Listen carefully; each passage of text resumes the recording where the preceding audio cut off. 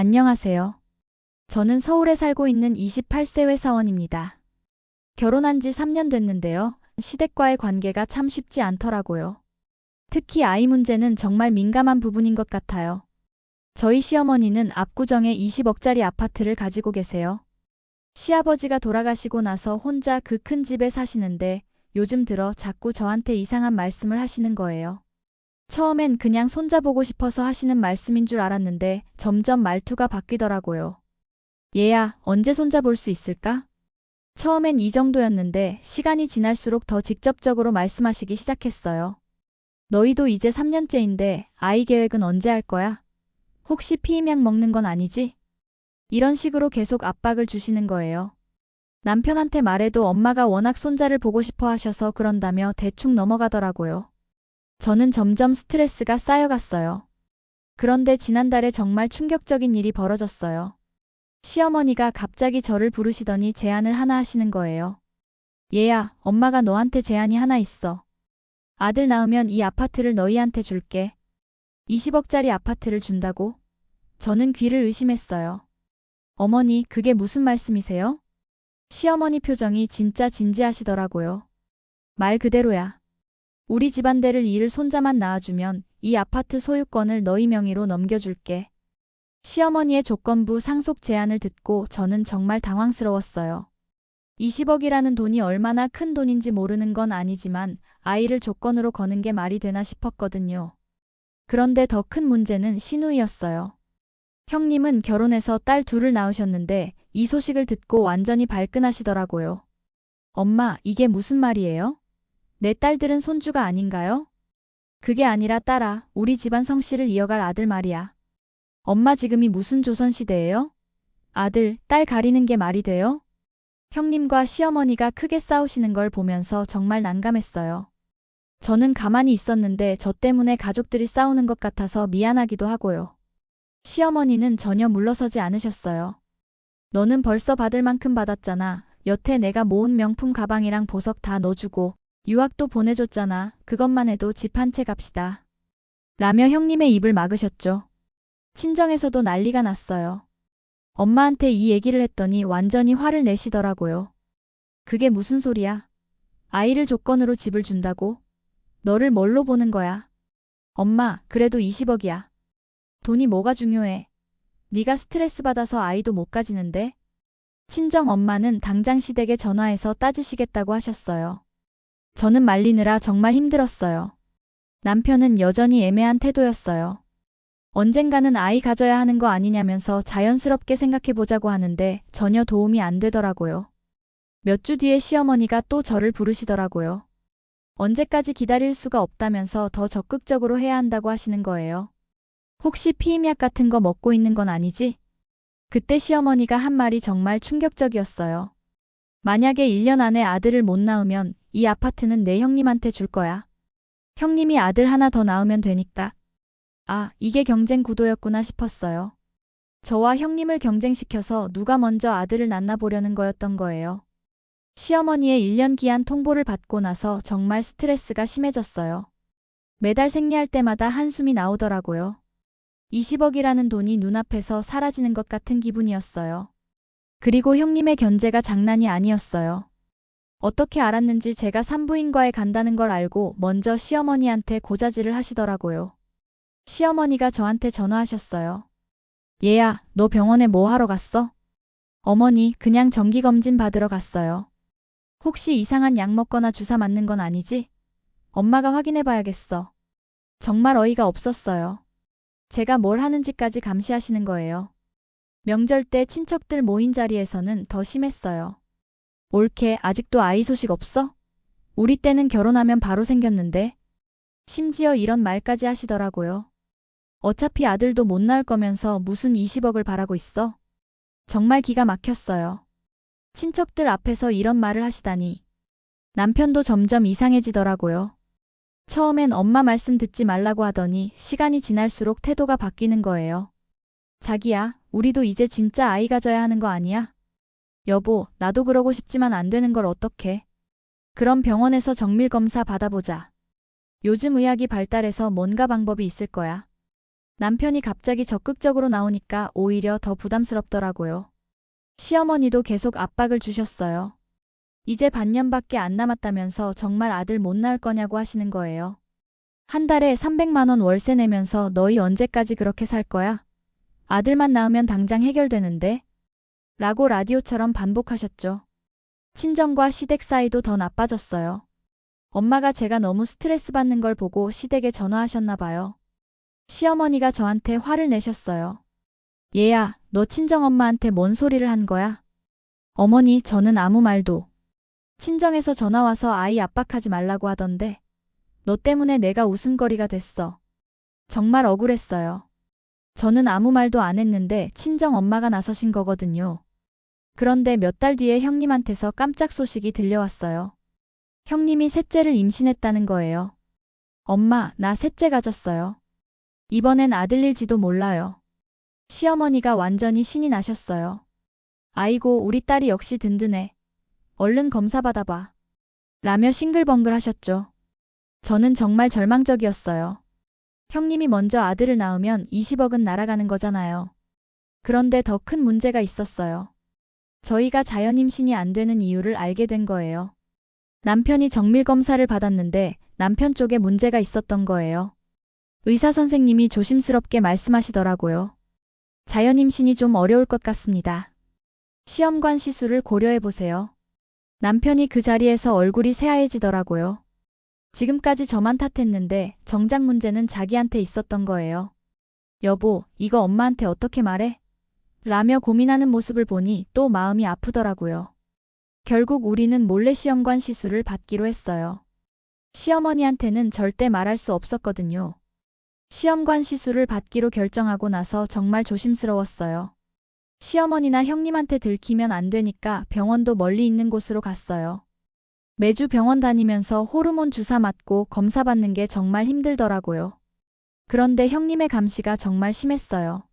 제가 어디 가는지까지 다 체크하시더라고요. 옳게, 요즘 자주 외출하네. 어디 가는 거야? 형님, 그냥 친구 만나고 그래요. 혹시 한의원 같은 데 다니는 거 아니야? 엄마가 그러는데 한약 먹으면 아들 낳을 확률이 높아진다더라. 정말 신경 쓰이더라고요.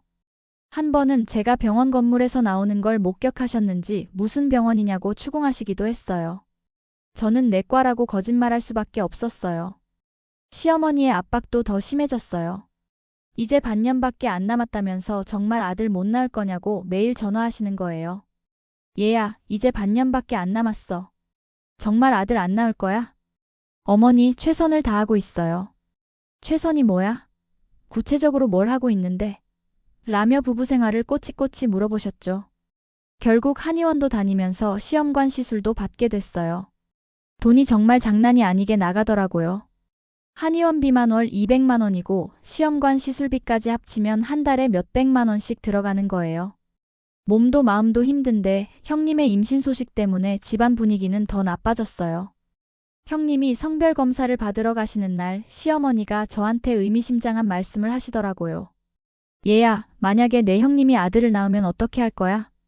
어머니, 그런 말씀 마세요. 엄마는 솔직히 말할게. 네가 아들 못 낳으면 이 아파트는 형님 거야. 형님이 우리 집 장손이니까. 그때 정말 절망적이었어요. 시험관 시술도 받고 있었지만 성공할지 확신이 없었거든요. 한의원비랑 시술비로 이미 몇 천만 원이 나간 상황에서 모든 게 물거품이 될 수도 있다는 생각에 잠도 못 자겠더라고요. 그런데 형님한테서 의외의 소식이 들려왔어요. 성별 검사 결과가 딸이었던 거예요. 엄마, 이번에도 딸이에요. 시어머니가 완전히 실망하시면서 한숨을 쉬셨어요. 아이고, 또 딸이야? 우리 집안은 정말 아들 복이 없나 봐. 형님도 많이 실망하신 것 같았어요. 저는 솔직히 안도했어요. 그 와중에 저는 시험관 시술 첫 번째 시도에서 임신에 성공했어요. 의사 선생님이 축하한다고 하시는데 정말 믿어지지 않더라고요. 선생님, 정말이에요? 네, 축하드려요. 그런데 두 개가 보이네요. 네. 뭐가요? 쌍둥이신 것 같아요. 쌍둥이라고? 저는 더 놀랐어요. 남편한테 얘기했더니 남편이 걱정하더라고요. 자기야, 엄마한테 어떻게 말할까? 시험관 했다고 또 이런저런 말 나올 것 같은데. 우리는 시어머니한테 자연 임신했다고 거짓말하기로 했어요. 시험관 시술 받았다는 걸 알면 남편 문제가 드러날 테니까요. 그런데 거짓말하는 게 쉽지 않더라고요. 시어머니가 어떻게 임신했는지 자세히 물어보시고 혹시 한의원에서 처방해준 한약이 효과가 있었던 건지 궁금하다고 하시더라고요. 엄마가 한의원 선생님한테 고맙다고 인사드리고 싶어. 진짜 용하다. 용해, 너 먹는 약 뭐 들어가는지 물어봐야겠다. 하시길래 기겁하며 말렸죠. 거짓말에 거짓말을 보태느라 정말 힘들었어요. 임신 사실을 처음 시어머니한테 알려드렸을 때 반응이 정말 대단했어요. 얘야, 정말이야? 정말 임신했어? 네, 어머니. 병원에서 확인했어요. 시어머니가 바로 형님한테 전화하셔서 소식을 전하시더라고요. 딸, 내 올케가 임신했대. 형님의 반응이 예상대로였어요. 전화 통화하시는 소리가 다 들렸는데 형님이 화를 내시더라고요. 엄마, 진짜? 그럼 난 어떡해? 너도 아직 기회 있잖아. 낳고 나서 아들이면 그때 보자. 내가 먼저 임신했는데 이게 말이 돼? 형님이 완전히 토라져서 며칠 동안 시어머니한테 전화도 안 받으셨어요. 성별 검사를 받으러 가는 날에는 시어머니가 꼭 따라오시겠다고 하셨어요. 얘야, 엄마도 같이 가면 안 돼? 손자인지 너무 궁금해서 못 기다리겠어. 병원에서 초음파를 찍는데 시어머니가 의사 선생님한테 계속 물어보시더라고요. 선생님, 아들인가요? 딸인가요? 일주일을 어떻게 기다리시는지 매일 전화하셨어요. 형님도 계속 견제하셨어요. 시어머니 앞에서 의심하시더라고요. 엄마, 혹시 올케가 거짓말하는 건 아닐까? 임신 맞는지 꼭 병원 가서 같이 봐. 초음파 사진도 요즘은 살 수도 있어. 뭐? 그런 게 있어? 응, 인터넷에서 파는데 진짜 같아 보인대요. 시어머니가 저한테 다시 검사받자고 하시더라고요. 정말 기가 막혔어요. 병원에서 다시 검사받고 확인서까지 받아와야 했어요. 형님은 제가 먹는 음식까지 체크하시면서 임신 중에 먹으면 안 되는 음식 먹는다고 지적하시고 운동도 너무 많이 하면 위험하다고 하시면서 계속 간섭하시는 거예요. 남편도 스트레스를 많이 받는 것 같았어요. 시어머니가 매일 전화해서 며느리 몸조리 잘 시키라고 하시고 형님은 형님대로 견제하시고 친정에서는 시댁 눈치 보지 말라고 하시고 그 사이에서 정말 힘들어 하더라고요. 자기야, 나 정말 미치겠어. 엄마는 매일 전화하시고 누나는 견제하시고 시어머니가 남편한테도 20억이라는 돈이 걸린 일이니까 조심조심하라고 계속 당부하시면서 압박을 주시더라고요. 드디어 성별 검사 결과가 나올 날이 됐어요. 의사 선생님이 말씀하시는데 저는 심장이 터질 것 같았어요. 축하드립니다. 아드님들이세요?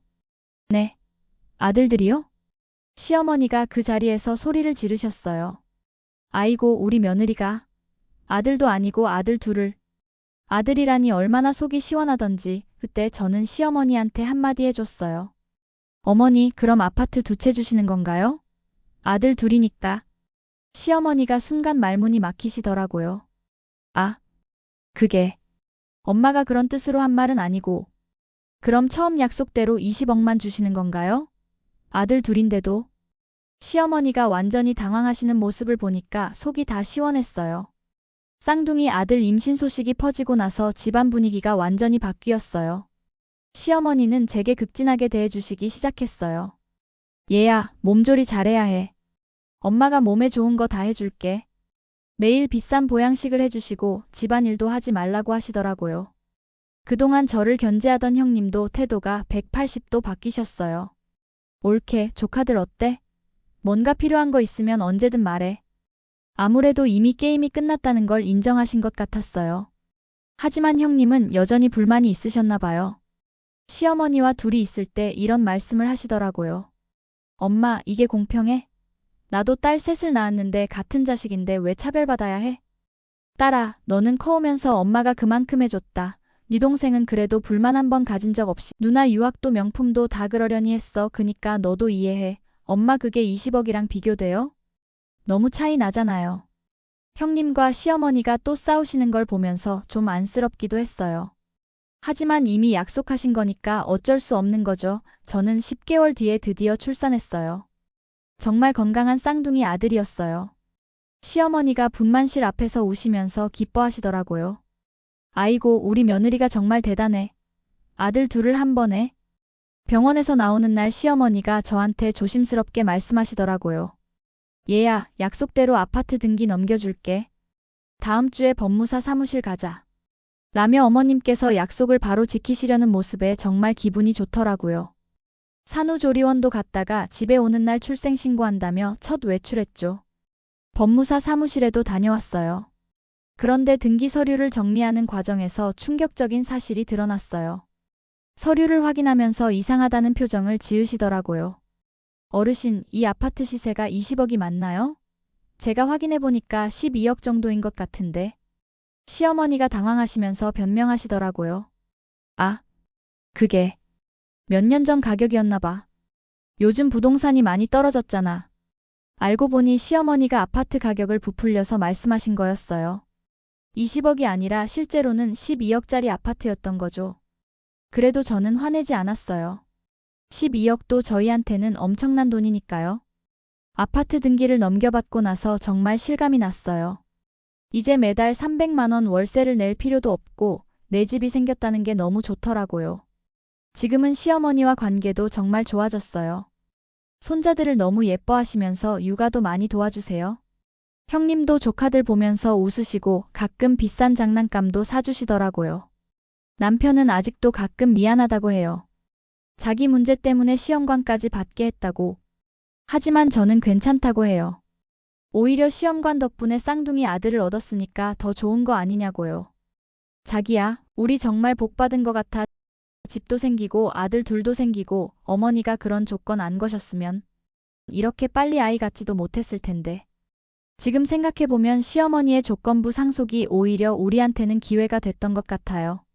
오늘 제 이야기 들어주셔서 고마워요. 구독과 좋아요는 저에게 정말 큰 힘이 돼요. 댓글로 여러분의 경험담도 들려주시면 감사하겠습니다.